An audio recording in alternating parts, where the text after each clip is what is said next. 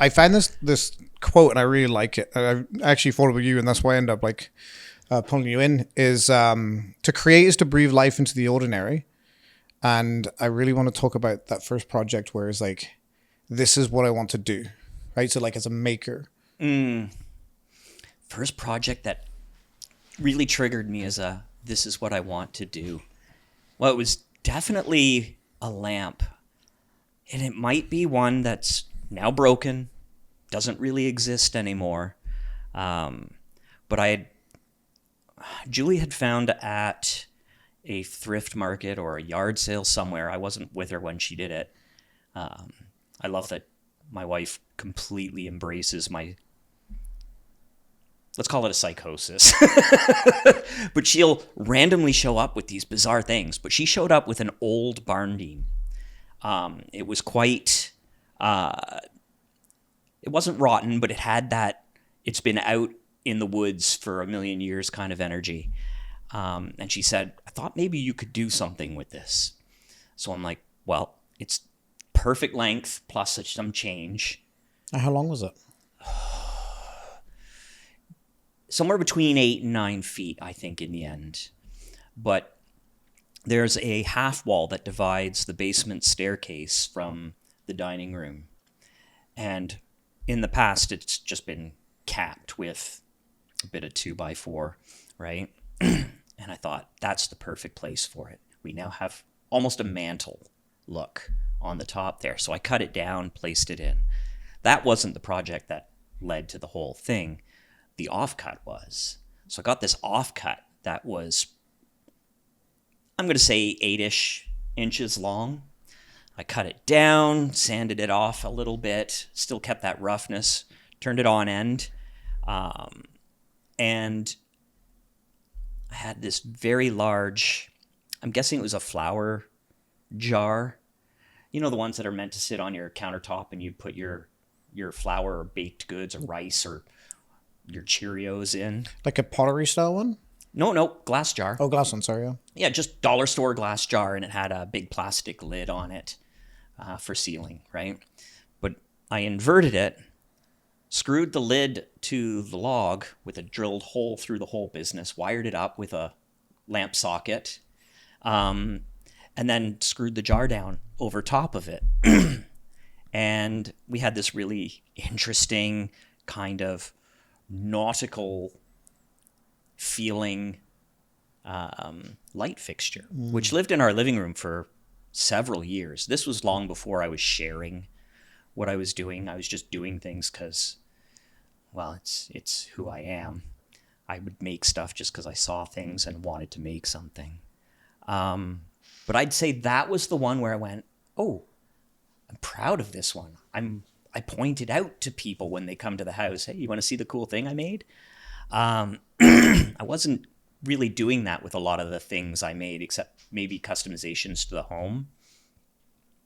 But that might have been the trigger. That still predates me doing anything on a regular basis. Yeah.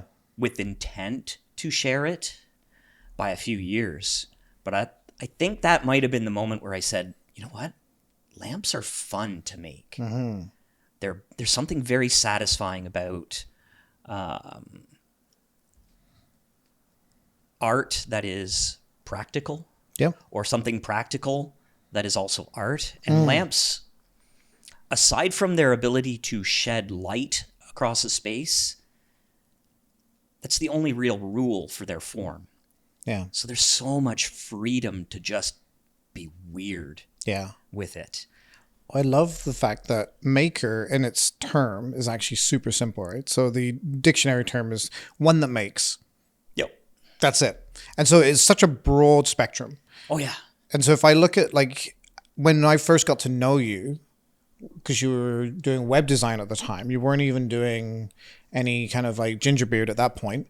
Gingerbeard started probably about 5 years ago. Is that correct? No. Gingerbeard, the name is a little over a year old now. A year, okay. But you've my art making, going to the markets, I call them shows because, frankly, I tend to display my art more than sell it. sore point, but Yeah. it's okay. I get it. But yeah, I've only been doing that for a year and a half now. It was 2 summers back that I decided I would have a booth at Art in the Park in Brighton. Yeah. What prompted that? What made you go? Like, why are you an artist, and why you Oh God, like why am I an the artist? big question, right? I'm going to assume we're talking about artist in the concept of sharing art, because I've always been an artist, right? Yeah. From the age of being able to hold something that made marks on something else, I was making those marks, How old were you right? then? Do you remember your first kind of piece? Nope. Nope. Because I was a doodler as a kid. I now understand that I'm a little ADD, probably on the spectrum. Everybody goes and rolls their eyes when I say that because they're like, duh. But Isn't it funny when it's the newest to you, yeah. but no one else around you? Yeah, And you no just like one's you finally tell surprised. people, and they're like, You think? yeah. I think actually somebody actually said, you think to me when I said it. But anyway, neither here nor there. But I couldn't sit down and drive myself into a production of the piece. So once I got the joy part out, I was done with it. Which is why Lego was magic for me as a kid, right? I'd get the kit, follow the instructions. That's very nice. Dismantle it instantly, tip the parts into the bucket with all the others, and then instantly be going, okay, these were the fun, cool pieces in this new set, which was really the driving force for getting the set in the first place.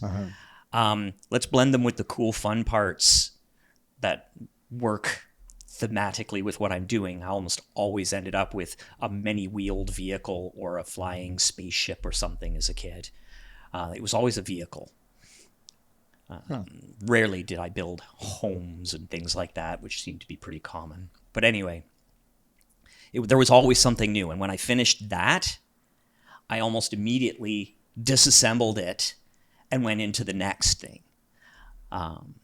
It took a lot of years before, I think I was in university, before I could sit down and produce something start to end. And even then, my attention span existed for probably a max of 3 hours. I could sit down for 3 hours, lose myself entirely in what I'm doing. But if anything interrupted me, or if those 3 hours elapsed, there's a blurry edge on that 3 hours. But if they elapsed and I needed to go do something else, I never went back. So, and they frequently got discarded. I didn't keep most of my artwork. Yeah. It was very ephemeral process. The joy was the creation, not having something to keep at the end. It was the creation part, which is why I need to focus harder on selling my goods. Because I'm reaching a point where there's a lot of lamps in my home. There's a lot of chess sets in my home, or you know what I mean, a lot. But there's enough that there's surplus and they need to be stored. But I don't want to store art. I want to share it. I want to get it out there. I want people to have it and love it. So it's a juggling act that I'm still working on. I think the one thing I'm fascinated by with you is it's the satisfaction of making the product. So for me, I love the process, and often the end is something that I like. I know where I'm going, but I really enjoy that process of making the project and taking the time and doing that. Yeah. But for you, it's the completion of that project. At this point, is that where your satisfaction comes from? Yes. It's a massive leap for me. Bear with me on this because it's complicated. But for me, the finalization of the vision is the magic. So it's a bit of a brick wall that sometimes I have to climb over.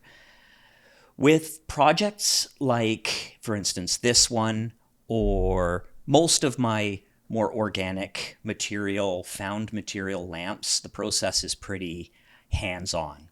I have the pieces, I hold them next to each other. My brain goes, click, there's the photograph of what it's going to look like, and now I just assemble them. And it's a satisfying process. For things like the chess sets that I do, that's where there's a massive brick wall midway in the process. Is it because there's too much repetition? No, it's the vision they are generated. I do the designs in a computer. So I engineer how the pieces assemble. I'll do my drawings of what I want each piece to look like. I will expand that into a series of 2D pieces that will be then dowel pinned frequently and tab and slot assembled into each individual piece at the end. I will design and engineer the box that holds the board. One of them has a hinged section, so you have to engineer the hinge. But the problem with that is I've spent so many years doing graphic design in computers, web design, software code, right? The end result is on the computer. When the last time I need to touch it, it's on the computer. So there's this dopamine hit right at the end of that process. And it took a lot of time, a lot of willpower to get over that wall at the end of that and go, wait, you're only halfway there.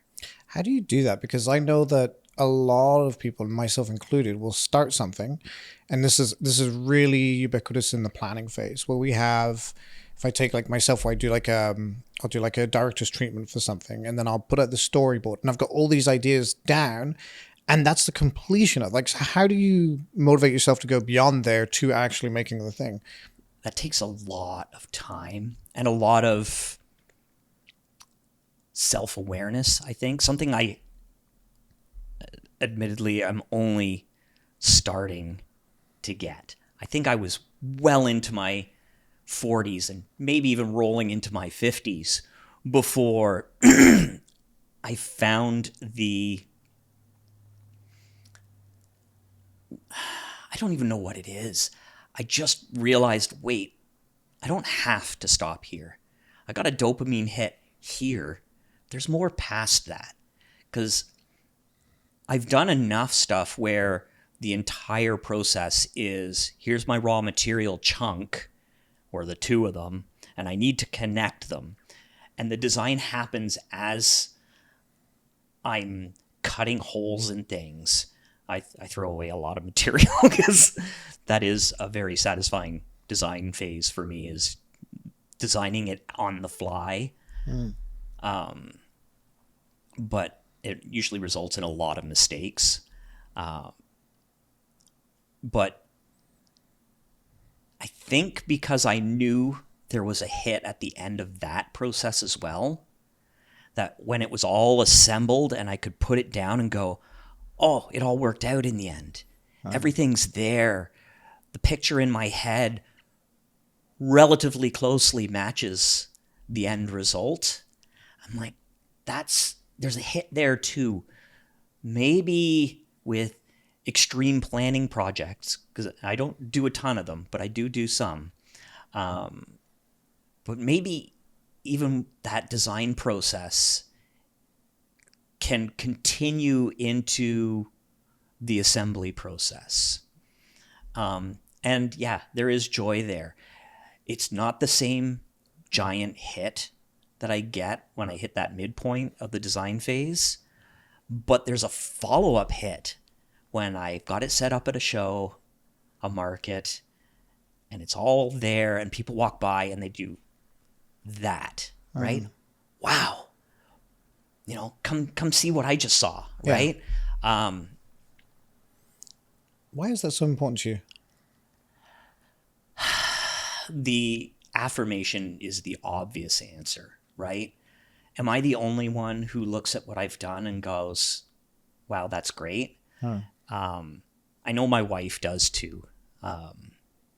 Julie is a lovely human being, however, so I don't entirely trust her affirmations entirely because she's far too nice. She might be blowing sunshine.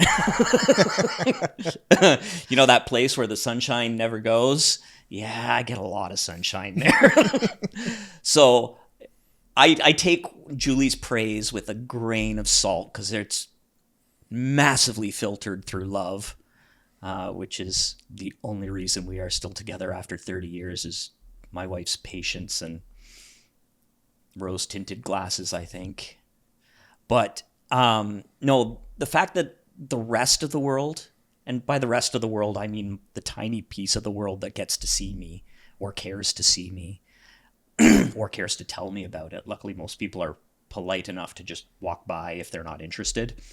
But those who do stop, I've received so much positive feedback, and it's reassuring to know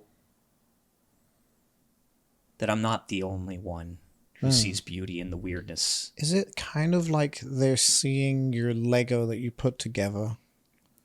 Yeah. And appreciating it for what it was. It's just a thing. Whether they would have appreciated my Lego art back in the day or not is irrelevant. But yeah, it's the same thing. Because I never really shared my Lego work as a kid. Not even with your I parents? was pretty... not really. I was never, hey, Mom, look at this. Look what I did. You were brought up in a properly English family. Yeah, very English family. Good job. Handshake. I'm spectrum. So I probably didn't need that feedback back then. I was disconnected enough from other people as a child emotionally that I was satisfied with internalizing the result.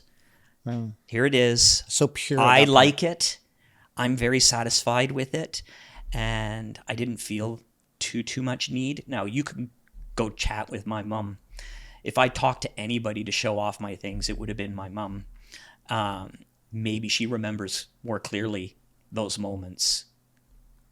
You're a kid. What do you remember, right? Yeah. There's pretty... I love the creativity you get as a child because it's just pure creativity. You're just making because you want to make. That's it. You have a box so full of few Lego. rules. There's no rules. Yeah. Like literally the And only I'm rule you trying have to is like, embrace please that don't leave now. Lego on the floor. So Yeah. you're trying to recapture that feeling, and that fascinates me. Yeah, I love this. I love this. I'm working very hard to limit the number of rules on myself.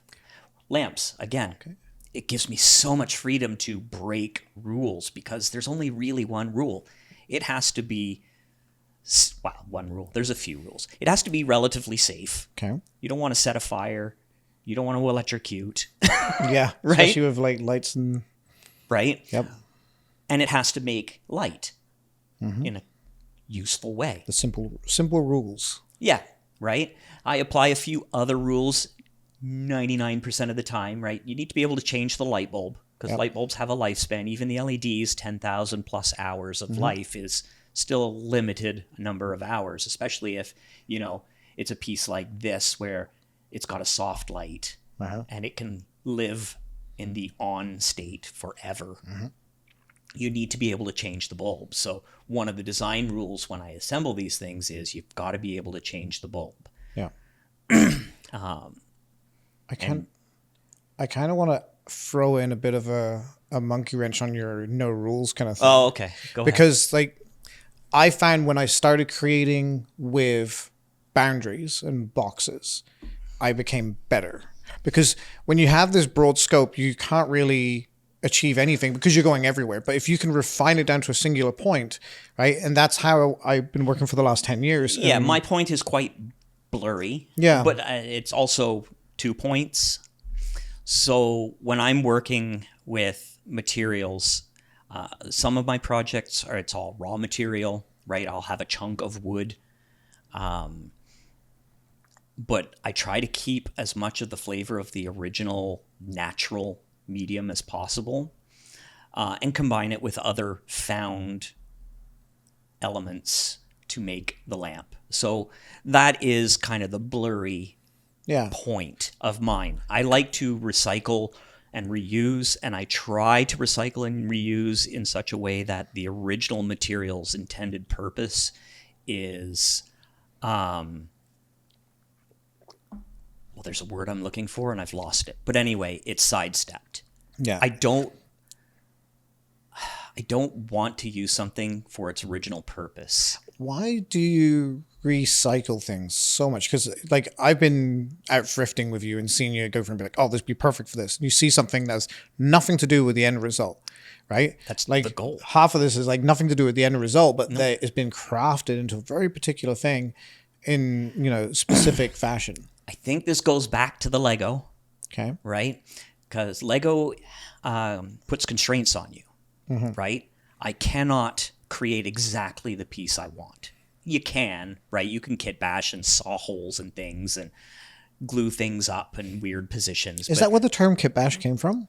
I'm not sure where it came from. 'Cause I only know I it don't through think it's CG. Lego. I think it applies to models and toys. Yeah, because I only know it through CG. So kit bash is something you'd do is where you'd buy a kit of like CG elements and then Right. you take them and then reapply It's them. much merge older them. than that. I don't know where the Interesting. word kit bash came from, but the concept came from 1960s, 70s sci-fi movies where they would buy all these miniature models of, you know, tanks and cars and whatever's, the plastic models you could snap out of their frames and glue together, and they would cut parts out of them and use them as greeblings.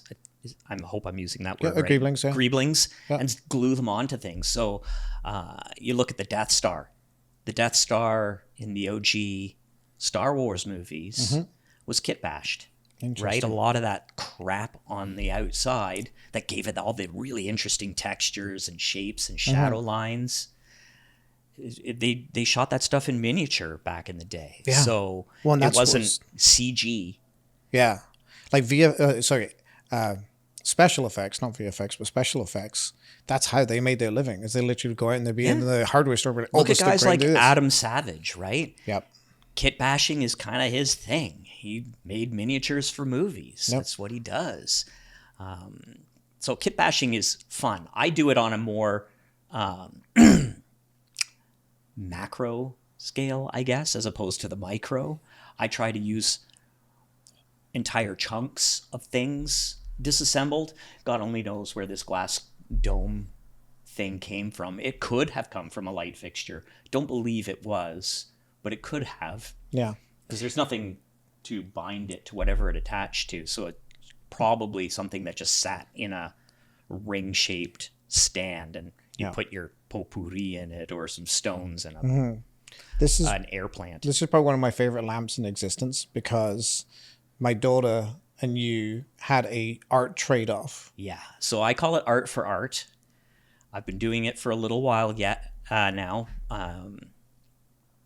Most of a year. Yeah, most of a year now. Up to date until I talked to your daughter when I found out she was getting into metalworking. I instantly contacted her, but most of my previous ones have been art for tattoos, right?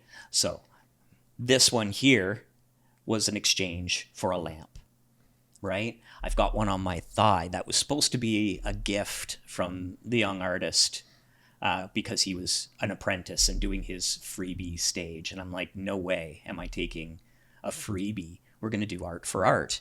And that's where the term was born. And I'm going to try and reach out to more small artists about doing little exchanges with me. If they like what I'm making and I like what they're making, maybe we can reach a deal. We'll trade art for art. I like that. Because most artists don't have deep pockets, right? I can't afford to pay for what your art is worth. Yeah. And I know your art is worth that because of the love and the time and the skill that go poured into these things. Throw the materials out the window. They're not a measure of the worth of the product most times. Yeah. I can't afford to pay for that. You probably can't afford to pay for a lamp that's art. Why don't we exchange? You've got stuff lying around that isn't flying off the shelves. I've got stuff lying around that's not flying off the shelves. Yeah. You're going back to Hell, old I'll even school. make you something your specific flavor of weird, tainted, of course, by my vision and availability of materials. Yeah. and we'll just swap. Well, because this is an amalgamation of two artists, really, because Yep. she gave you just the metal portion and then gave you parts and a giant bulb. And then you kind of formed the housing and everything that holds it together, which is... Yeah, so this one, really cool. I left it completely open. I just said, Elle, I know you're getting into metalwork. I know you want to do metalwork as an artist. I'm interested. Yeah. And my first vision was I was going to get something similar to what she'd already been producing, right? Maybe one of her little geckos or one of the flowers. I thought, metalwork flower, that's cool. I'll take that. Happily trade a lamp for that. I loved that she thought of me when she did this artwork. She loved it. She came to me with the idea. It was so clever, too. My logo, this is my logo for those who don't know. It's a light bulb with a beard on it. We won't discuss why it looks like a light bulb. I was like... but it... Turn up the spots. And the fact that she thought of that, very considerate. I like that she thought of me when she made this and presented me with a project as well. As I understand it, Dad wouldn't let her wire I had a problem letting my 17-year-old who's just getting into welding trying to figure out how to wire something. And now my nephew did say that he would love to give it a shot. And I was like, how about we let Phil handle it so that he doesn't get a shock when he turns the damn thing on?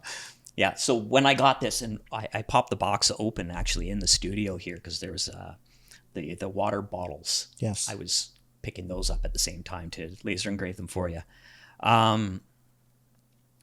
When I opened that box, my eyes went ping, and you'll have to ask Brady. He can confirm this, but I was pretty excited when I saw this. I'm like, not only did she make me art, because it is very definitely art, but she made me a lamp project at the same time.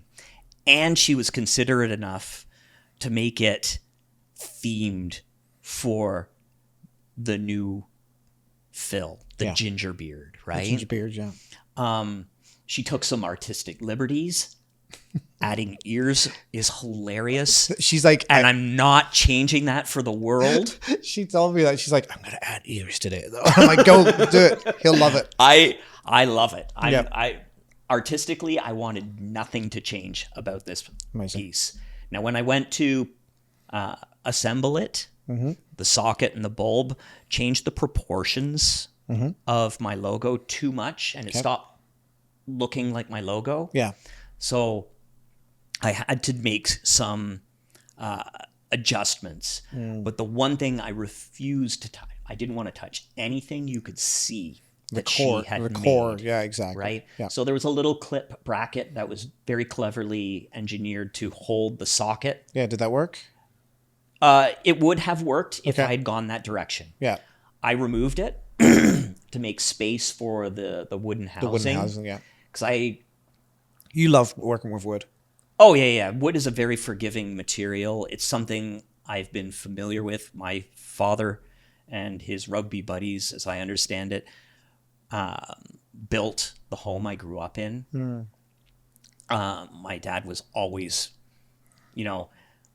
sawing through wood and flesh on a regular basis. Flesh? Oh, his hands. Like, I need to practice I have a lot this. of scars on my hand, but my dad has done more trauma to himself than I will ever hope to aspire to. Yeah. Probably learned caution from his examples. Well, I feel like you don't always have the best caution. I've had you on set a few times, and I have a safety kit, which literally was named Phil at one point. Yeah, well, the idea of a small nick mark with a little bit of blood in it doesn't worry me in the least. I've survived quite many of those. I am cautious when the perception of permanent or unforgiving injury is present. So as I'm getting older, I'm realizing that those injuries become more permanent with each year that goes by. Do you remember my climbing? I'm more cautious. Remember my climbing fall? That thing messed me up forever. And that was the point where I was like, I'm not getting any younger now. Yeah. I did the same thing to my shoulder on doing a gym thing Yeah. that I had done a billion times before Yeah. when I was a little slimmer and a lot stronger, right? Because And you were suddenly a something beast. yields. Because you were an absolute beast. So we talk about like crafting and working on stuff. You used to work on yourself. Right? You were a PT trainer for how long? I was a fitness instructor for 9 years, I think it was. My wife, we hit our mid 30s. My wife said, "We're going to the gym." I think those were her exact words. It wasn't, "I want to go to the gym and you should come too." It was, "We are going to the gym." And, rightly so, because I was a wafy little kid, Uh-huh. right? I think I had Poppy's build until I was into my 20s. Yeah. And then after my kids were born, I started getting soft. I'd always been skinny and lean and wiry. I've always been relatively athletic, competency-wise, with no physique at all. But once I started rolling into my 30s, I got soft. Yeah. And when you're soft and skinny at the same time, it's not a healthy Fair. way to look. So anyway, Julie got us into the gym. And a couple of years into that, I was starting to get more fit. I realized I needed a boost to my income. Yep. So I joined the Brighton YMCA as a fitness instructor on the promise that not only would I stand behind the desk and handle membership and check-ins and that stuff, but I would teach a couple of classes, and they were most interested in me acquiring Pilates certification, which in my head was not something a dude would do. But I did it. I mean, what do I know about anything? I need to do this so I can have the job. I do this. So I got my certification and I started teaching Pilates. And as I got more comfortable with that, I got to teaching spin classes. So stationary bikes, yelling at people got to be quite fun. The more fit I got, the more enthusiastic I got about it, and the more I pushed other people and got fitter and fitter and fitter and fitter. Added other classes to it, core strength, and by 2015, I think, I had started running Spartan races, which are obstacle course races like Tough Mudders and that kind of thing. And I thought, I'm enjoying this so much. Other people should be doing this too. But there's a huge confidence hurdle that needs to be crossed before you go. Because I certainly didn't instigate the idea of the Spartan race. That was my brother-in-law, I believe, who made us all go to the first one in 2014. But there's a huge confidence hurdle. I can't do that. And I realized after I did my 2014 race that anybody can do this. My 14-year-old daughter, who was very much a Barnes, was a waif of a child, did the adult version of a 5K Spartan race. If she can do it, why can't these fittish adults in my classes do it? Because I'd built up quite a friendship with, the crew, the regulars in my class. Introduced a lot of guys to fitness classes. So I had men doing Pilates with me. I had men doing spin classes with me. I had, guys in all these classes. So I started a Spartan class. And the whole idea was to get everybody fit or comfortably fit with the idea of going and doing one of these races in the next 2 years. And you were with me on one of those in 2016. I think you went out and did Spartan with us. That would be correct, yeah. Yeah. That's the second year I took a crew out. Yeah, that was like when I was running all the time. So it Yeah. was just like... Yeah, we had a trade. I would do a marathon with you because that was one of your goals. Yep. Not one of mine. I don't think anybody should have it as a goal. No, it's a terrible goal. I hated it. I loved it, but I hated it. But yeah, so I got the crew out and we all did a Spartan race. And, we all did various races. I think you and I did the 10K. So I was feeling my oats and you weren't given a choice. Nope. A lot of them, the first timers, were doing the 5K. and they kind of ran in their little clusters, but everybody was so wrecked and overjoyed at the end. The sense of accomplishment of doing something you didn't think you can do is huge. And you know what?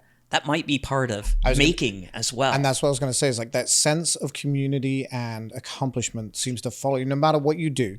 And this is kind of why I wanted to touch on this and kind of reminisce a little, is that, yes, it doesn't matter what you do. So like creation it doesn't have to be a physical thing, you know? It can be whatever you want it to be. Yep. It's that, you know, it's accomplishment more than creation. Yeah. And it's like you naturally want to share it with people. So your art for art just makes sense to me. Because like with the Spartan, you wanted to do that. Yeah, that's a good take on it. Because in that perspective, it's less about sharing what I have done and more about sharing what can be done. And hoping, I guess secretly somewhere, that somebody's going to look at this and go, well, if that little bugger can do it, yeah, maybe I can do what I want to do too. It's like activities for the sake I don't want to of doing make it. lamps. I don't want to make chess sets. I want to do this. Maybe I can play the guitar after all. Maybe that's not beyond me. I found something really interesting, and it took me probably 15 years to realize it. Because like when you got to know me, I was a photographer. Then I became a director. Then eventually becoming to where I am now. And I never realized that the part that I get the most satisfaction from is the creative part and the connection part, right? That's where I get the most thing. Brady gets his yayas from the production stuff, right? He loves that stuff. For me, I kind of like he's giving me the finger right now, but he loves. I think that's this steady. stuff. I think his finger's locked in Yeah, that it's just position now. because he works with me. Yeah. Yeah. But You can cut some of the fingers out of his gloves and just exactly, wrap it up. yeah. So I think that when we're able to find the activity, that it doesn't matter what you're doing in the activity, as long as you're doing the activity, you're happy, right? The activity for the sake of having that activity is so powerful. And whether it be making, whether it be pottery, whether it be drawing, writing, conversations, like it doesn't matter, because it's just that the act of creating something. Yep. Even if it's just creating the accomplishment, right? So Spartan races, finishing the Spartan race, that's an act of creation. Yes. You've created worked up to that space. point, and that's the end goal. Yeah. Right? Like you can't just walk into a Spartan and expect to come out not bruised and broken, because those things are tough. Oh, I was bruised and broken after my first race. Right, For sure. exactly. I And shattered my elbow that race. But you were also working out before, and you built up to this, right? So it's a layered thing. Yeah, and it's building confidence. I want to talk about something that you and I have some knowledge on, not a great deep knowledge on. Oh, good. So we can talk So BS. we can tell BS, and, Yeah, and like okay, people will be cool. like, rah, in the comments. We're in a digital world. Digital, okay. We have to talk about AI at some point and creation. And I want to make a clear definition between working with AI. Does that make you a creator or just a facilitator? Or is AI just another tool? And what do you think So the I have future very is going to mixed be? feelings about AI in the way it's being used right now. When AI is leveraged by somebody who can't be bothered to be a creator,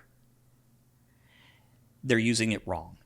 And I don't care what your take is. I'm a talented artist, blah, blah, blah, but I can't put the time in. That frustrates me. If you're going to use AI, and I have used AI before, I have no problems with it. I love bouncing ideas off of it. I love getting feedback from things. I use it to help write my code sometimes. It saves me the grunt work. That's how I try to leverage it. I want it to save me the work that does not bring me joy. I don't want it to produce things for me, so I have never asked it for an idea. I have never asked AI to be creative for me. I've given very explicit instructions to save me the grunt work. And then taken its output, which is invariably desperately off the mark, and then used the components that it's produced to help. It's not frequently part of what I'm doing artistically. There's just too much that's too straightforward for me. and it can't handle doing the sanding. If I could get an AI to sand wood for me, I would be a happy, happy dude. Do you feel that the AI is numbing people to real art? I think for the layperson, the person who's not looking carefully, it's hard to tell the difference between art and AI generated art. I'll still use the word art here because it is pretty. Would you classify someone who makes AI art as an artist? No, they are not the artist. They are a creative director. Okay. Because the AI is doing all of the work. Now, if you're using AI to do, let's say, line work for you, so that you can then go over it and paint it, then you are an artist, but a low tier artist, perhaps, right? You're not one of the masters. But even when you look at the historical masters, they weren't using AI, but they would use the camera obscura. Yep. Do you know to what? help guide their brush. I think the clear definition that I place on this is mastery is done through time in seat. It's not done through getting a specific result once. No. Right? If you can get that result over and over and over again, then you're a blend of confidence and competence. Exactly. Yeah. Like I don't ever see AI art becoming, and maybe I'm wrong. Maybe we're going to have AI art in, museums before we know it. But it's like, it doesn't. Well, we've already seen examples of it presented and not getting noticed soon enough by the right person who should have prevented it ending up on a wall in the first place. Sure. But there was the AI art that won the was it a photography contest? It wasn't a photography. I remember the one you're talking about. Yeah, and there was some art rescinded, competition, right? and the AI artist won. And there was a huge furor over it when it came out that it was an AI that had generated under his guidance. But the problem there is, so I'm going to give you an example. When I was working with a print shop, we had an intern, a high school kid who came in, and she was quite a good illustrator, cartoonist. So I gave her the task of drawing a mascot for a particular company. She did a lovely job. Great little cartoon, quite a nice little character. Am I the artist who created that cow? Yep. No, I didn't draw it. I gave her guidance. I asked her to adjust this. I asked her to adjust that, right? I said, make this bigger, that smaller, whatever. Give it this pose. I gave that guidance. She's the artist, though, right? I'm not the artist. I'm the creative director. I was guiding her. I was helping her get the most out of her skill. You can't say the teacher created the art. The teacher didn't create it. The kid who did the art created it. Yeah. And the same is true with AI. Now, you can argue about whether AI is creating anything or just spitting out other people's work. What are you doing, though? I'm doing the same thing. Just on an organic level? Yeah, of course. Some of my experiences, right? I have a pretty rational view of the world, so I don't believe things come out of nowhere. Everything's experiential. We are lucky. We still get to have new ideas because we can blend in more and more granular chunks our experiences, because our experiences are bigger, because we're further down the whole evolutionary chain than 2 or 5 or 10,000 years ago, right? Where experiences were very limited. Is it an emotional thing? What is what? Do you think like the fact that you're an artist, do you think it's because the AI doesn't have that emotional layer? Like, you can watch how I'm reacting to you and go, oh, he didn't like that, or he liked that. Yeah. I need to talk more about that, right? I'm less skilled at that than I would like to be. But But yes, I don't know. If you think of an emotional filter, in my opinion, emotions aren't magic. Emotions don't come out of nowhere either, right? My emotional response to external stimuli is frequently born out of experience, right? When I see, for instance, a movie and the dog dies in the movie, that's an emotional kick to the groin, right? Well, why? Because I have a lifetime of companionship with dogs. So for me, that hits hard. I can put myself in those shoes, right? I don't get the same emotional hit when, you break something that I have no understanding of. It's just, it's problematic for me to understand the scope. So is my emotional layer really important? No, it's just a filter I have. Perhaps the AI does not have an emotional filter. I don't pretend to understand how deep AI goes. I doubt it. I always look at AI like it's a really, really good paintbrush. The same as I looked at Photoshop as it's a really, really good darkroom. Yeah. Yeah, the source material is really the key here. Yeah.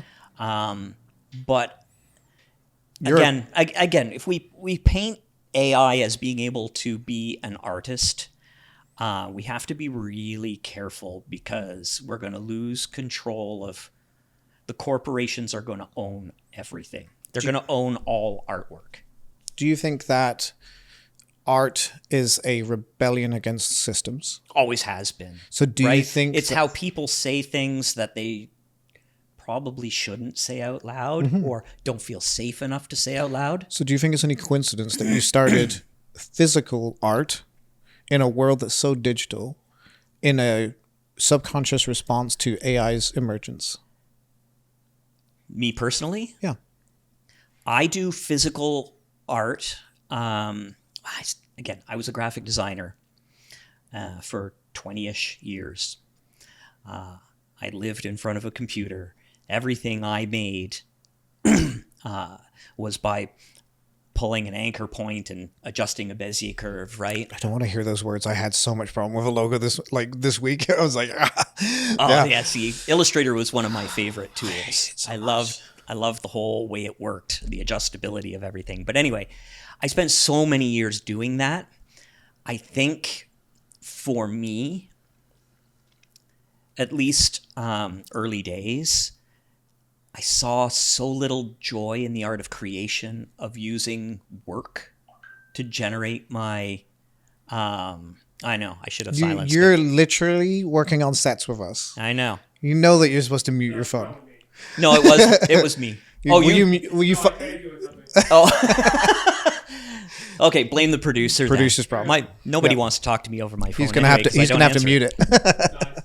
But there's no joy in the digital creation anymore. It's just a click, right? Like this is the thing that gets me. Is like you can't sit there and throw a prompt in, right? And it could be the best prompt, which you've probably, I have prompt engineers for my prompts. Yeah. So I literally go and prompt engineer something, and then I'll run that prompt. And use it's always ChatGPT recursively. Absolutely, yeah.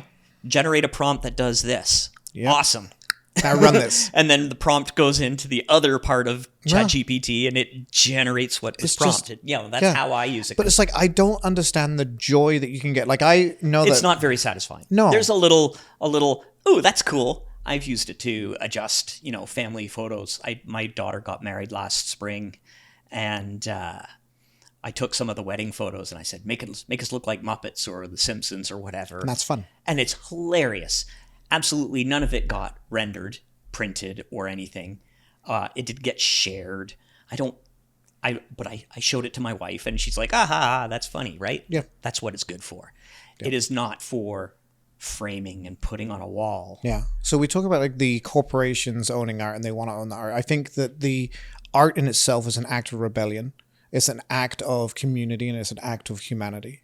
And it's very hard to digitize that. less than rebellion, maybe a rebellion in a sense, but to me, it's an expression. It's an outward expression, and I need to express it in a way that can't be copied by Why is that so important to casual.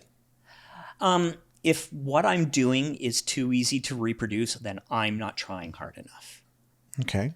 So So is there a reason that you have a value on the efforts that you put out into the world? yeah, if I'm not trying, there's no satisfaction in it. I can't explain why that would be. But if I've tried hard, even if it's, you can look at what I've done here and go, well, why is that hard? A million people could do that. Yeah, but I had to try hard to do it. I think the effort it needs to be tempered with the experience of the person, right? So I think of like let's go back to when our kids were young, right? Oh, when yeah. they bought you that first painting that they did with their grubby little mitt, Yeah. it was the most beautiful piece of art you've ever seen. I chased Right? my children into all kinds of arts and Like that ugly little critter yeah, came from a thing statue a that statue Sophia that made. Sophia made. Yeah. How old was she when she made that? 16 or 17. 16, 17. Yeah. Yeah. She had an art class. Yeah. It's the same kind of age, right? So they were really that's when starting you to start- express themselves. That's when you start exploring, I think. Kids are very, very creative, but it's kind of a random kind of creative when they're little. Yeah. By the time they hit their teens, they start putting ideas together. There's an end goal as opposed to, I'm going to draw a dog. Did I tell you about how Elodie painted her ceiling, but then asked for permission afterwards? It's easier to ask for forgiveness than permission. She's such her father's daughter. She went there and painted the ceiling and did like this I think whole I've seen a motif. photo of Yeah, it. she's It's taken cool. a photo of it and she's put it up. But like she literally painted it and came to Trish and I was just like, hey, guys, do you mind if I paint my ceiling? And you said yes? Oh, we were thinking about it and I was like, yeah, I guess it's okay. She's like, come see. So, Oh, that's man, brilliant. it's so funny. Oh, like both my kids have got stories like that, but man, that was the yeah. It's just that act of rebellion that she had, and like this is why I say rebellion and art go hand in hand. Yeah. It's like she did it before you're never asking for. That's what it is. You're never asking for permission when you make this. No.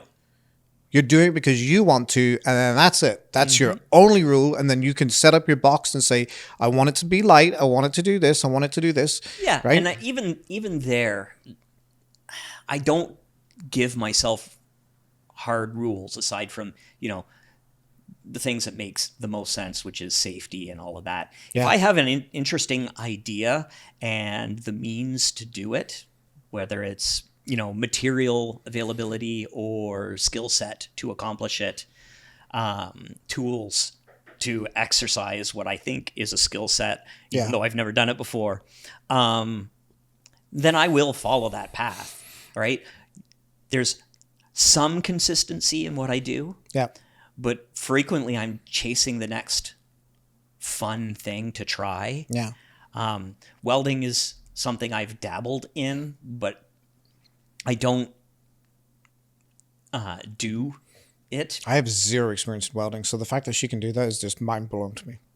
Well, Like she's telling me about if how you want to to play, I have a tiny welder at home that I bought a couple of Christmases This ago. does not shock me. No, because you see the cage I put on the back of my pickup.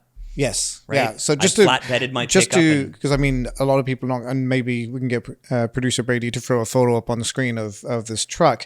But the There's the finger again. so you have a Ford Ranger that has a metal cage on the back, but you have also a sword. Like you have the wooden sword here, right? Show the yeah. pull up the sword because this is kind of like this is where you go with stuff, right? You're gonna have to tell me, Brady, whether that's in frame or not. We're gonna wide. There you go. Right. Yeah. So that's like so you have this is a short version of what you have on your truck, basically. Yeah, so the one on my truck is found, and by found I mean gifted to me, Someone gave you a sword. sort of. I need new friends. So a friend gifted me a piece of a giant wrought iron. It was originally a headboard. I now use it as a gate. But this gate kind kind of had gothic fantasy novel energy about it. So it had two giant long swords, like two-handed long swords on either side, and lots of wonderful spider webby kind of layout. But I broke the swords off because it was a right pain in the backside as a gate, because they were dragging on the ground and they were catching on the fence posts and things. So I took those off. And that happened to be subsequent or kind of in line with me building the flatbed for my pickup, which is all out of wood, and then turning an old trampoline into the Baja style cage, which is really just some steel posts. Let's be honest, you needed the extra weight on the back of your Ranger so you could actually get traction in days like today. Yeah, it helped a lot, actually, taking the sand thin out of the back? steel bed off and replacing it with 2x and 4x material added probably 200 to 300 pounds to the tail of my Perfect Ranger. It was glorious. The change is awesome. It's still terrible in the winter. Yeah. And I loved my Ranger, but it was the worst going up hills. I used to have to like fishtail up hills sometimes. Yep. Yeah. I tend to take a run at a hill. Yeah. So I'll go a little over the speed limit, a little at the bottom of the, or on the way down to the deep valley, and then just crank it up the hill. So if I lose traction on the way up, I am smoked. It's over. I find that people hand you things and they give you things, and you attract this, right? So back in the Greek days, when the Greek artists were making stuff, often they would have a muse. So it's like something that kept them the source of their inspiration. So do you have a muse? Do I have a muse?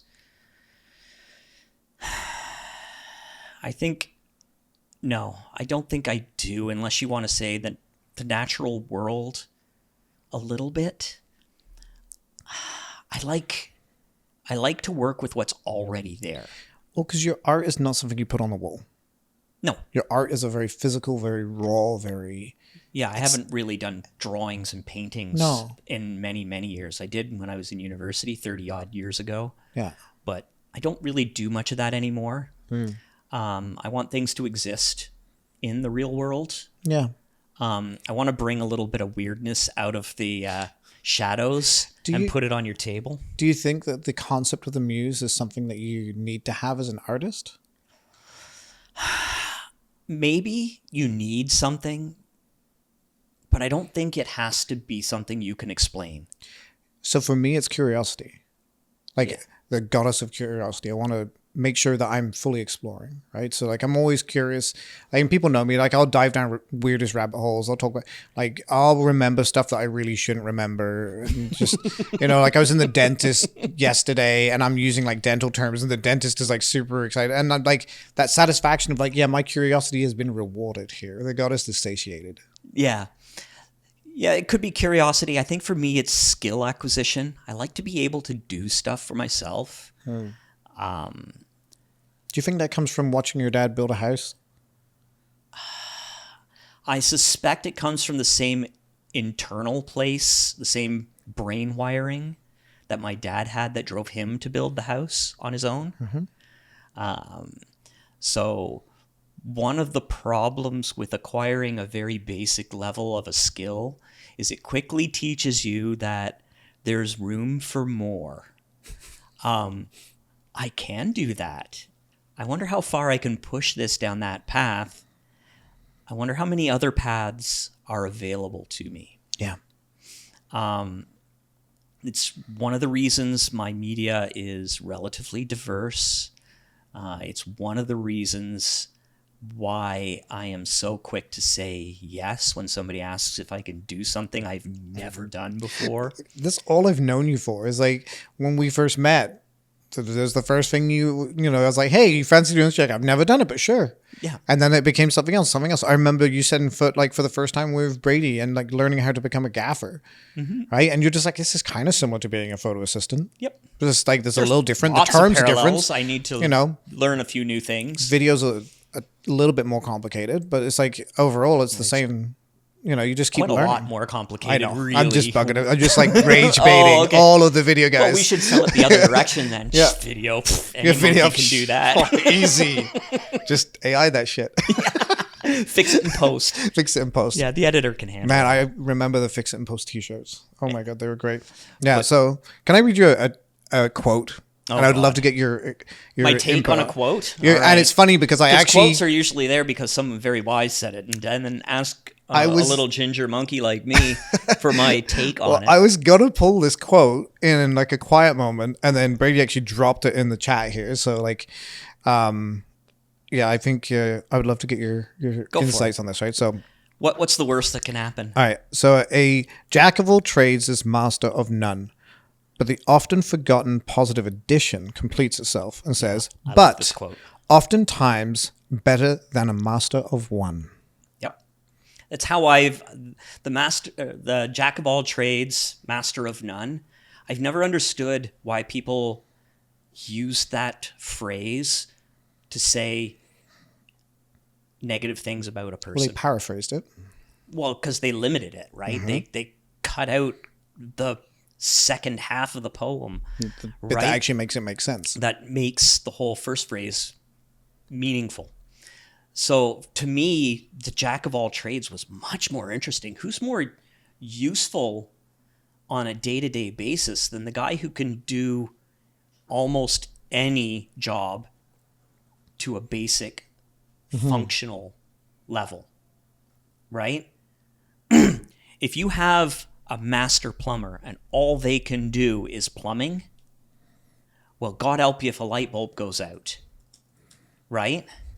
Whereas the guy who can put a little bit of putty or change a piece of pipe, but that's really the extent of their plumbing skill, but can also change a light bulb or rewire a switch, is a way more useful dude. Yeah. And I'm not saying that every plumber out there who's good at his job is a master of one. Yeah. But there's a lot of people who truly have thrown their entire identity, everything they are, everything they will ever be is this one thing. And if that ever goes away, if whatever piece of magic that has made them exceptional at that one thing, that they have allowed no room for anything else in their lives in order to become a master of that one thing, who are they at the end of that? I've always got, as a jack of all trades, if I lose one hand and can no longer do whatever skills requires two hands, there's always something else. Even if it's a skill I haven't acquired yet, because of my lifelong addiction to acquiring new skills, I know I can find something else. Do you find that your addiction to finding skills comes from a younger version of yourself trying to prove that he can do it?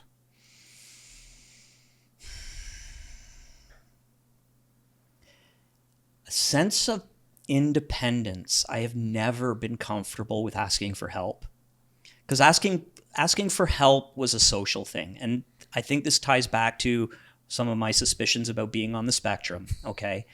Asking for help required a social interaction that I was not going to be comfortable with. A sense of failure, weakness. So I would much rather learn how to do something myself than ask someone to do it for me, which is how I viewed help when I was not so much younger than I am currently. You're familiar with the tattoo that covers my entire back. I might have photographed part of it. Yeah, you might be familiar with it. Yeah. But part of the meaning of that tattoo was a willingness to accept and even request help. But help doesn't have to be you do it for me. This ties back to the AI, my take on AI. I don't want you to do it for me because it conflicts with my independence. I want to do it, but I'm missing a key component that lets me do it. Can you get me past that barrier, right? And sometimes it's just you need to do this first. And it's like, oh, now I understand. Sometimes it's a little boost. Sometimes it's the provision of a tool, whether it's a virtual tool or a physical tool, irrelevant, right? But I am only recently embracing the idea of asking for help and accepting help and tolerating help and, in fact, appreciating help. So you've helped me with more than a few things in my life, not emotionally necessarily, but functionally. You cause so much damage emotionally. Emotionally, yeah. Right, Brady? Tell me about it. But so when my dog got curious about visiting the neighbor's house and tearing their garbage open, I had to build a fence around my home. A lot of very physical labor for me because I dug all the posts holes myself, right? I sank all those posts. I wanted to build a fence. I didn't want to pay for a fence. That was hard to source anyway for a small home. Is that just the Northern English, I don't... money-wise? I'm not going to say that. Always, we're not wealthy people. So the idea of, throwing $5,000, $6,000, $7,000, I think whatever even it would if you cost. were wealthy, you still would do the damn fence yourself, though. Oh, yeah, that's part of my psychology, Yeah. Yeah. But that ties back into the Capability. asking for help when I don't need it. Yeah. Right? But anyway, I was willing at that point. I'm digging these holes. I'm making a go of it. Ash, would you mind coming out and helping me dig a couple of fence posts? And you did, because you're crazy. My buddy Jeff, I'd give you the shirt off his back, and I think there's an example where he literally did. Yeah. I don't remember the story, but this guy is an awesome dude. But I asked him. He came out and helped me dig some fence posts. There may have been others. I can't really remember. You two stick out in my head because you stuck around for pretty much a whole afternoon or a whole morning and helped me out with it. All day. Yep. But there was most of 100 posts Yep. set at 8-foot intervals around my property I remember. to get the fence up. Yep. And you guys quite happily said yes. And I'm like, It was a good workout. yeah. I have a massive fear of rejection too. So I tend not to ask for things. Might affect asking for help. I didn't actually know that about you. No, massive fear of rejection. I don't know. Why? I don't know. I don't know where it comes from. I have no practical experience of Is there people no saying no. Is there no moment in your mind where you're like, that triggered me to be like, was it like when you're like, Mom, I'm hungry, and she's like, no. And so ever since then, No, I can speak of no traumatic event in my life that would explain my abject terror of rejection. do you feel, and we'll go a little esoteric here, do you feel that is linked to your, can we say, overcompensation for skills? 100%. 100%. Because if I have to ask for help and they say no, where does that leave me? Emotionally wrecked. Yes. Okay. I am aware of it now, so it would probably cause less harm than it would have in my youth. But 100%, if I need to ask for help and somebody says no, or if I need to ask for something and someone says no, that's more damaging than failing at it or not doing it at all. I spent most of my youth in experiential avoidance. Experiential avoidance. Tell me about that. That's a fear of failure. Okay. My youngest daughter experienced it for quite a long time too. But I was unwilling to try things when given the choice. If I felt there was any chance at all, I wouldn't be immediately competent.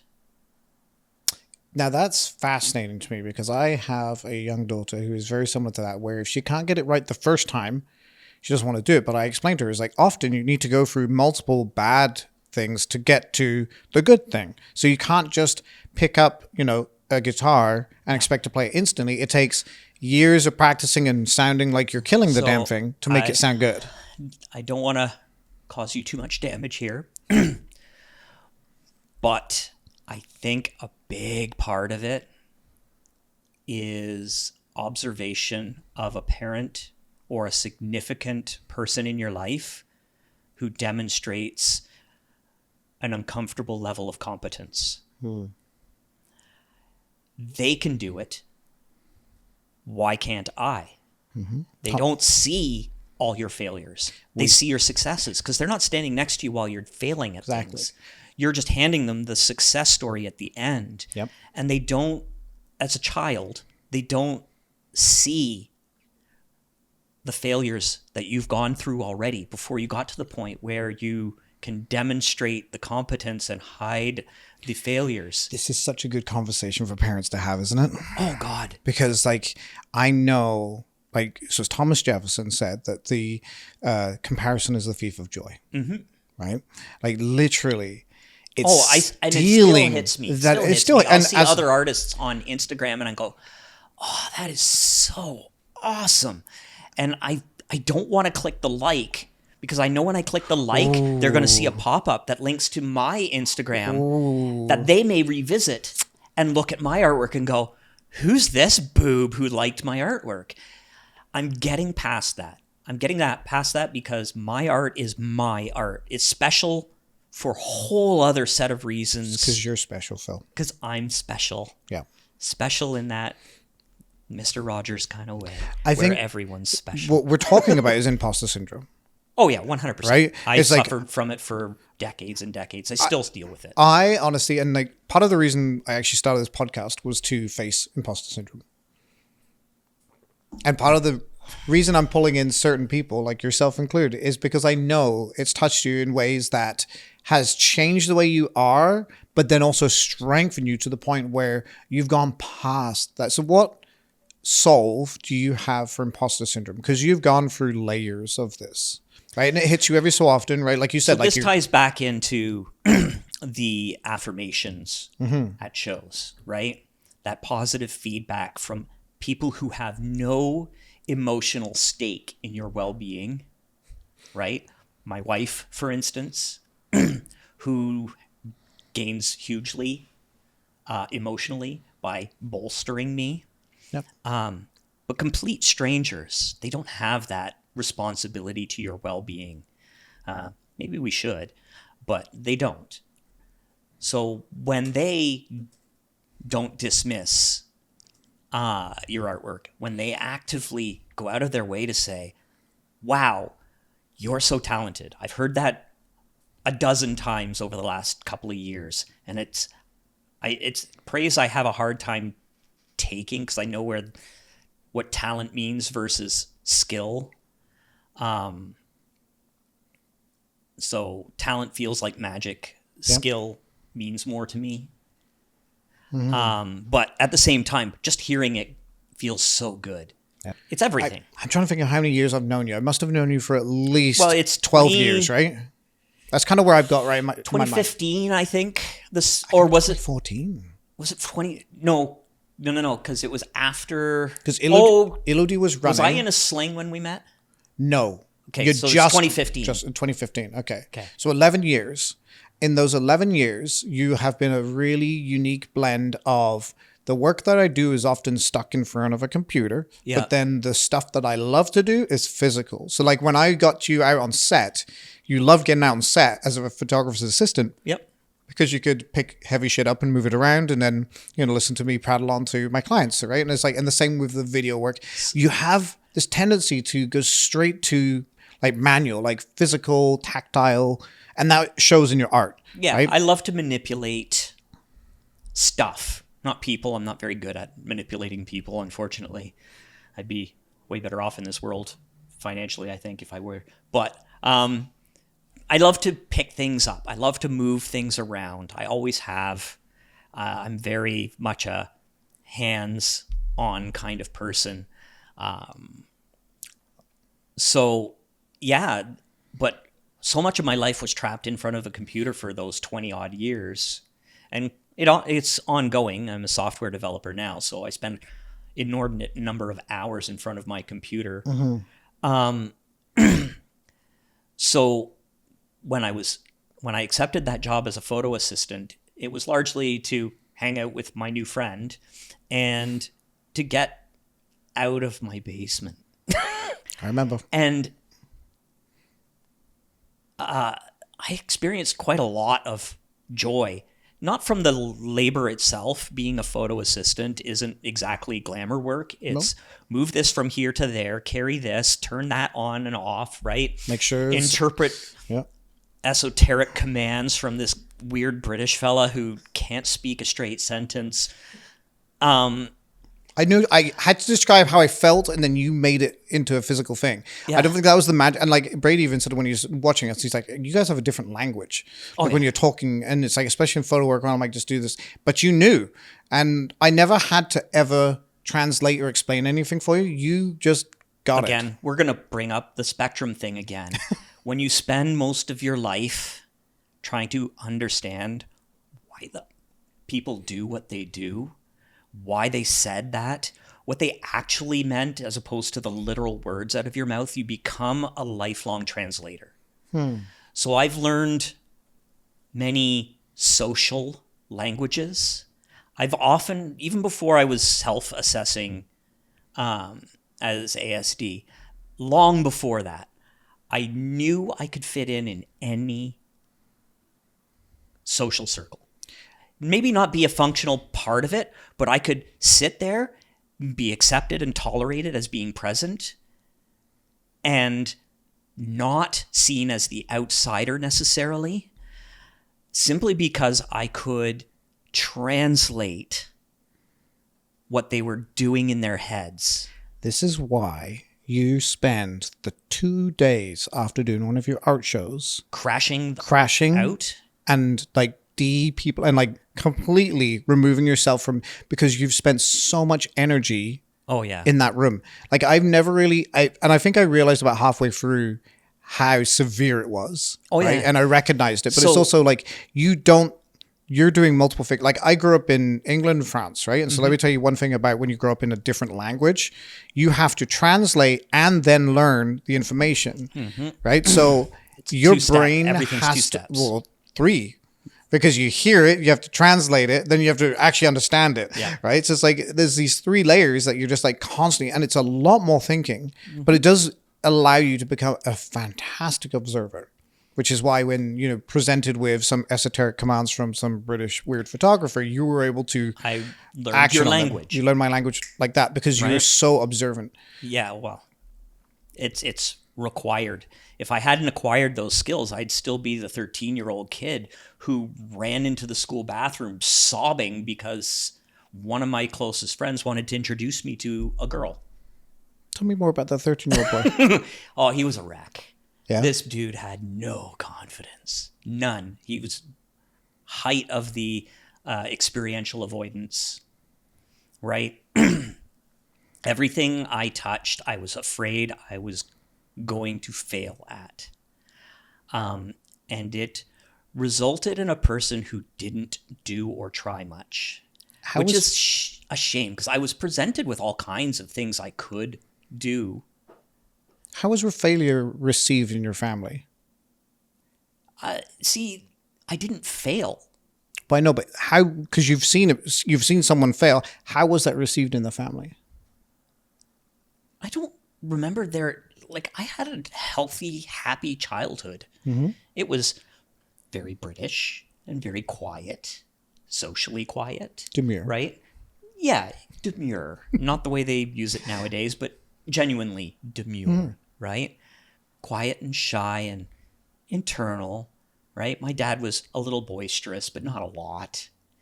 He was boisterous in the way that a British ADHD guy is boisterous. You know it. You're looking at me. Yeah. But my mom was very quiet, very intellectual. Do you think it's because there was nothing standing out? Everything was kind of ordered.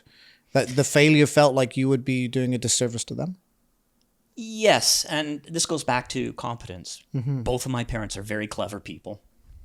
My dad has demonstrated broad spectrum skill in quite a lot of physical things, right? My mom was a stay-at-home mom, so you didn't see the same stuff going on. But as I got older, I watched her start taking classes in electronics. She did a class in electronics. She learned how to play the clarinet, right? Both my parents could carry a tune. They were doing theater, and they were relatively good actors. My dad became a director. I was mostly an adult by then, but he directed shows that were very well received, right? My mom's directed shows, smaller scale, typically, all well received, right? So as a kid, while some of those examples I gave you, the ones I can remember, are obvious and outside of my childhood experience, there were obviously things that paralleled those that I was seeing in the everyday that made me go, how do I live up to this? Without ever thinking, well, they went through the same thing. They reached those points. I wish I'd been aware of this when my kids were little, because I wasn't self-aware enough to understand that this is probably where my fear of failures was born. I beefed it up over the years by recycling things in my head, but I wish I could go back to that point and instill more confidence by including my kids in my failure steps of process, right? Instead of hiding my failures, embracing them, being proud of them, or at least finding the humor in my own failures. Yep. I still don't deal well with frustration, but I'm much better at failure now. Yeah. Whether that I'm good at failure is another take, but I'm much more willing to laugh when I shatter something than go ugh, and just throw it over my head and walk away. Yeah, the anger because your expectation was this and it didn't meet the expectation. Yeah. So good example. My last trip out west to visit my kids, I went through shopping with Sophia. We found a really interesting little vase and a very fun glass thingy that would sit on top of it and look like this wonderful blend of a genie lamp and a hurricane lamp at the same time. Oh, cool.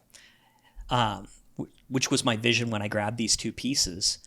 And I was going to make her a lamp while I was there for the 7 to 10 days I was there. So it's real quickie, right? Just some pieces together. I even bought a junky old lamp from, was it Value Village? Whatever it is. And just to steal the hardware off of it so I didn't have to scratch build anything. When I went to drill the hole to open up the bottom of the interestingly shaped glass thing that I was going to use, it was at that point I realized what the glass thing had been originally. It was a candle holder. So tempered glass. Yep. Very, very hard glass. When I went to drill through it, It blew up. it exploded into a billion little chunks. Because it's like pressurized, basically. Yeah, I don't know how the treatment works. Yeah. Glass It's making, hardened, it's yeah. something I'm not particularly familiar with, and the physics of glass It's crystallization. basically got like layers around it that hold in a tight core. Like so one of when you those, start pushing on one part, it opens that up and just, yeah. Anyway, It's the same with shower doors. Remember? massive failure. Yeah. 15 years ago, that would have been the end of the project. That day, I just said, Soph, we need to rethink the top of the lamp. So we went out thrifting again. And she found this potpourri holder that already had a hole where we needed one. And it came in 2 parts. So it was perfect, right? Can't We bust found this, that, Dad. put that on top. It had a weird, wonderful color that complemented the lamp. Yeah.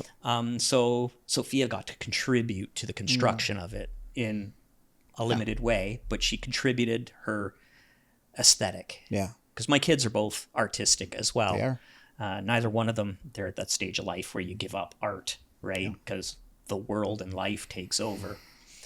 I'm hoping they find time to get back to it sooner than I did. Yeah. because it was a long hiatus between my youthful I'm an artist and my adult I'm an artist. If you could go back to young artist Phil, what words would you give him? You need to stop listening to what other people think you should do. And not just listening, but I was seeking the direction. I admit that. I refused to choose a direction because I didn't feel confident that I knew what I was talking about. I wish in my youth I had put things off for a little longer. I wish I hadn't pursued academia, the white-collar intellectual path. Yeah. I was good at school. I was relatively clever. Usually sat in the top couple of students in each class. I did well. So I got encouraged to follow the more academic path through life, which is not a good emotional fit for who I am. I ended up in the physics program at university, having missed out on the architectural program at said university. You would have made a great architect. I think I would have had a lot of fun as an architect. Yeah. I think I would have. However, I didn't fit what their vision was, and that's entirely on me, not their lack of perspective. They don't know me from a puddle, right? I'm just You're just numbers. just one of 400 kids who had grades good enough to get the interview. Yep. And then I failed the interview. Might have been for the part where you kind of shied away from, like, I'm pretty good face to face. I usually make a pretty solid first impression when I meet people. Yep.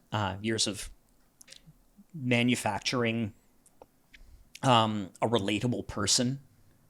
now are you manufacturing you as the relatable person? No, as I get older, the manufactured part of me is the willingness to be me. Do you know what I mean? So Trish and I have this conversation about the masks that you wear. Right? So there's different masks that you wear for different people. Yep. Right? And that's been written about, and so that's not really breaking. It's like- everybody's doing it. But I feel like people... Well, everybody who's not a sociopath is doing it. Exactly. Well, and even then they're doing it just in a specific way, right? So Yeah. like, I find that the older I get, the more I understand the masks that I wear and how to wear them. Yes. So my masks nowadays are more about my outwardness. I'm much more confident nowadays sharing who I am, who I want to be, doing what I want, saying what I want, right? What I feel, what means things to me, as opposed to holding back. Because my masks used to be Squid Games. Yeah. Right? You have no idea who's under that mask. This is a fun story. It should be hurtful, but it doesn't hurt me because I understand totally where it came from. But when I was 19 and went off to university, I was 19-year-old Phil. I was completely internalized. I was hiding all the time, right? I went to university. I was on my own for the first time. I was meeting new people, seeing how to cope with the world on my own. I had to get myself from point A to point B, whether feed myself, right? Go to class, set my alarm. All of it was completely in my control. And I acquired an experimental personality to go with it. And it was still me, but it was me testing what fit. And I came home at Thanksgiving, and it was a train ride and then a car ride because I was at Waterloo. My dad went and picked me up.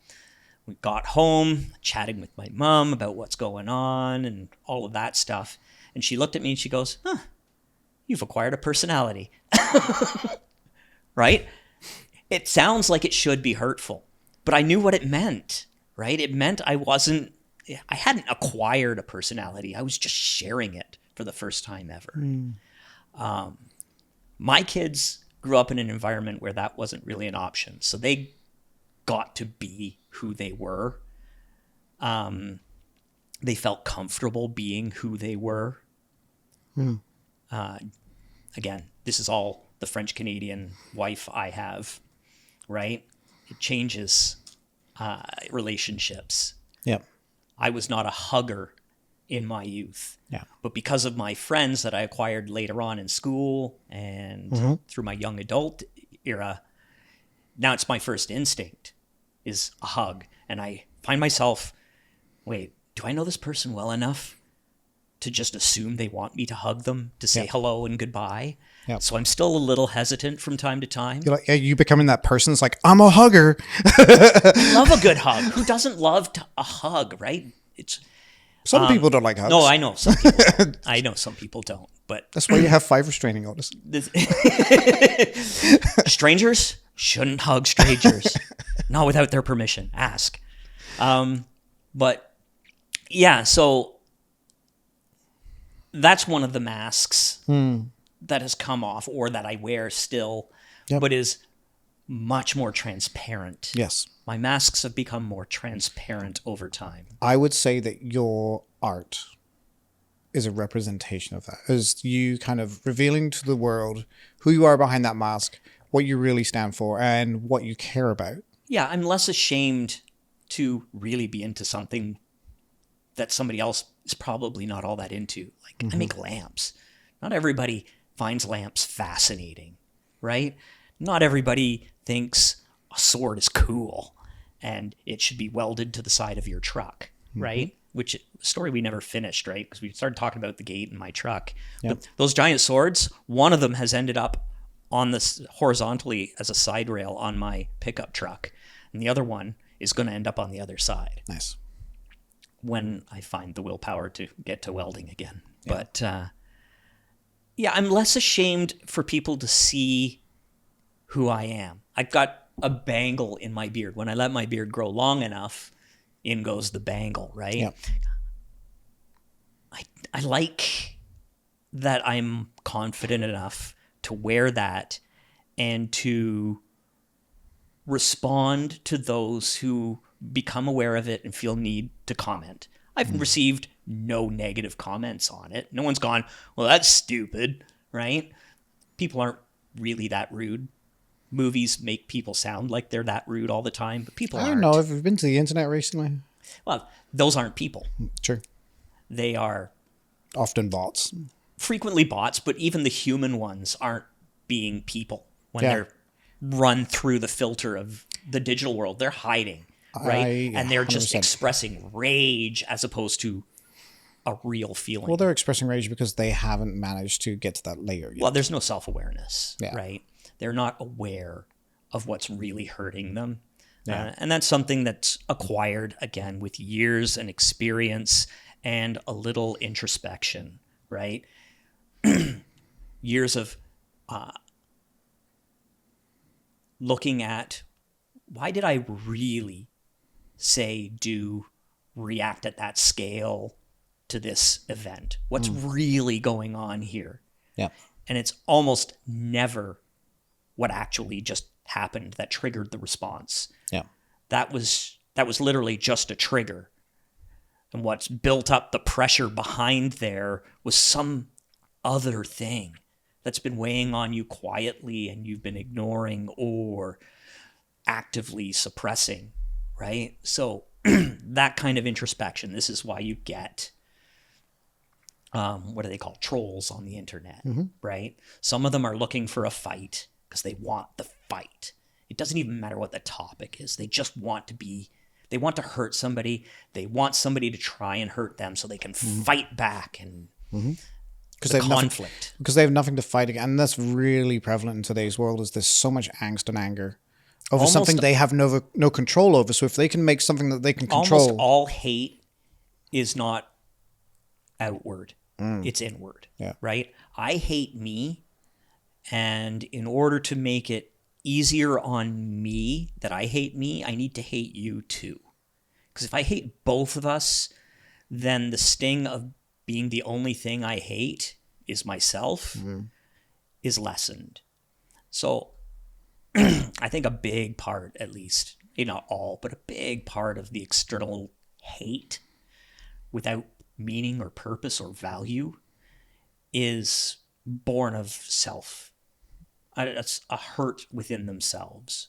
Yeah. So it's, if you can process that at the time that hate is expressed at you and there is no need to defend yourself, then you can say that, your little voice in your head can go, wait, they just hated on me. And it's not about me. This says more about who they are, what they're dealing with, than it has anything to do with me personally. Mm-hmm. Can I walk away from it? Awesome. I'm just going. Yeah. In your piece of art, you have your soul in it. What do you? That's what unavoidable. Right, it's unavoidable. So, what part of you do you see in your favorite creations? Yeah. Problem is, my favorite creations is a very changeable thing. So, if I have two of my pieces of art sitting on a table, on one day, one will be my favorite. On the next, it'll be the second one. And then on the third day, it'll be the first one again. And on the fourth day, it'll be this new thing I just created. Frequently, my favorite of anything, once you split out the things you actively dislike for various reasons, is entirely mood-based, right? My favorite food today won't be the thing I want to eat tomorrow. Tomorrow, my favorite food will be something else, right? Love a roast beef with roast potatoes, right? But I had that yesterday. So maybe my favorite food today is a hamburger or, a plate of chips, or I'm just listed beef and potatoes both times. But you know what I mean. I'm just like, they're awfully similar. your English But you is know what I showing. mean. I think I'm craving potatoes and protein right now. But I don't know that I have a favorite piece. I think I have pieces that I am proud of for various reasons, but I'm also pretty realistic about my skill level when it comes to manufacture. So I'm very aware of the things that fell short of my vision or my hope for my execution. So while I can be very proud of a piece, it is never going to be that's it. Because I think, and I'm glad of this, I think the minute I have that piece where I go, that's it, I will never do better than this, is the day I have to stop. Does that scare you? No, because I don't think it'll ever happen. I don't think I'll ever do anything so well that I'll never top it. I think there's always a new idea behind it, something else to try. Maybe this is the best possible demonstration of this particular aspect. But now that I've got really good at that, can I make it harder or different or step into a new direction with this? And maybe I can put this in there too. But that's easy now and doesn't really count. This is why this new art brings me joy, because of this aspect number 2 that I've introduced that is new to me and imperfectly expressed or accomplished. And maybe down the road I'll get better at it. But I think there's too many new directions, too many new ideas, too much in this world to, again, become a master of one. I don't think I'll ever do anything so well that I'll never want to do it again. Because I can't devote myself enough to that one thing and isolate all others to get that good. I don't think it'll ever happen.